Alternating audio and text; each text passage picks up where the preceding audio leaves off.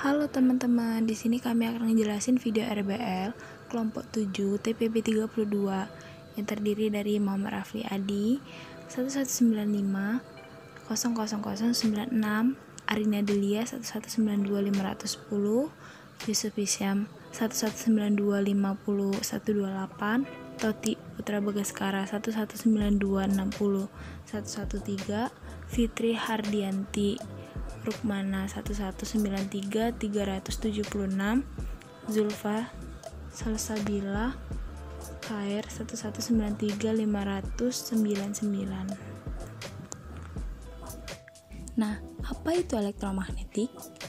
Elektromagnetik adalah suatu peristiwa perubahan sifat dari logam baja atau besi menjadi sebuah medan magnet yang terdapat di dalam kumparan dengan muatan listrik. Contohnya, pada pembuatan ini adalah dinamo yang menggunakan prinsip-prinsip elektromagnetik untuk mengkonversi putaran mekanis ke dalam sebuah pulsa arus searah melalui penggunaan komutator.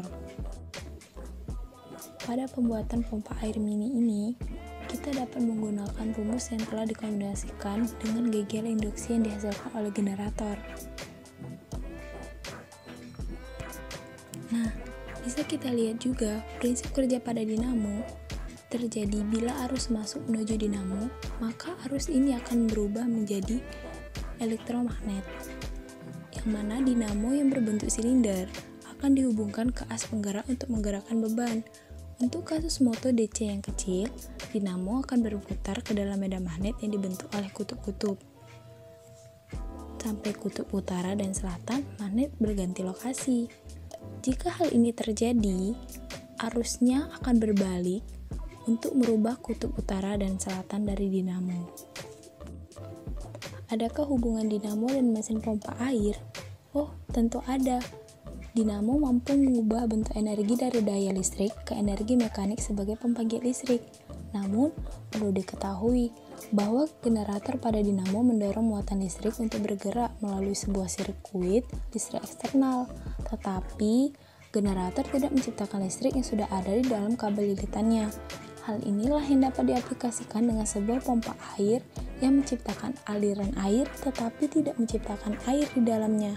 Selain itu, dinamo juga akan memberikan tenaga putaran untuk memutar sebuah kumparan, sehingga tegangan dinamo dan arus medan listrik juga dapat meningkatkan kecepatan pada pompa.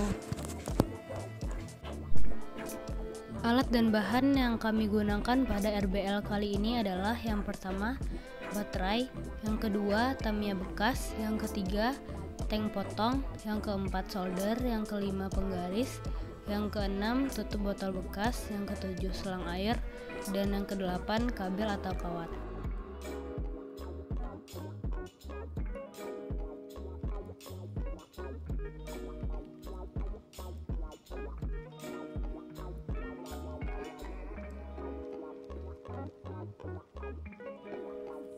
Selanjutnya, video tutorial dari kami. Selamat menyaksikan.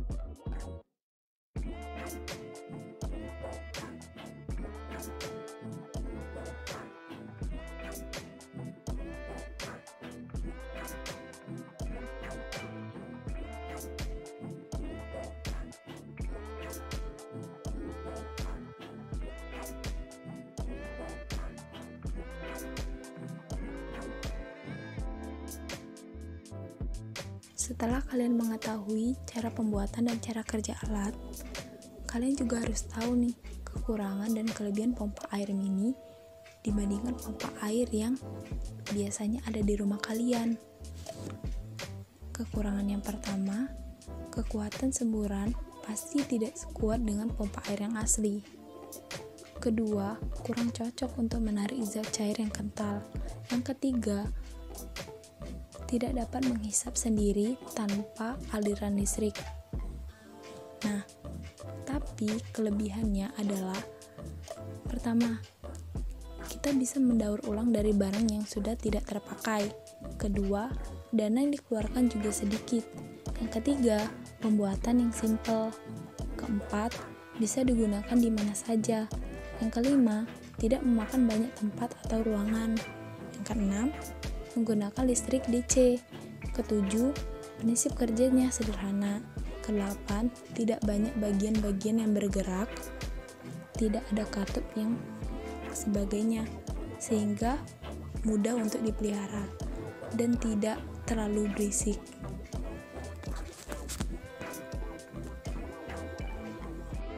Dari percobaan yang sudah dilakukan atau dibuat, kita dapat menyimpulkan bahwa penerapan elektromagnetik bisa dilakukan untuk pembuatan pompa air dengan prinsip kerjanya menggerakkan fluida dengan gaya elektromagnetik. Hal ini disebabkan oleh adanya medan magnet yang dialirkan. Saran dari percobaan ini, para peneliti harus benar-benar mengetahui dasar dari elektromagnetik itu sendiri, sehingga bisa adanya pengembangan dalam hal ketahanan pompa motor DC di tegangan tinggi yang digunakan dalam jangka waktu yang panjang. Selain itu,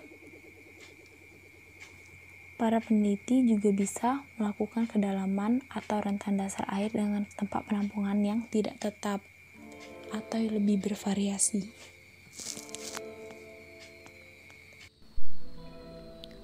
Sekian video presentasi dari kami. Apabila ada salah kata mohon dimaafkan. Akhir kata kami mengucapkan terima kasih. Wassalamualaikum warahmatullahi wabarakatuh.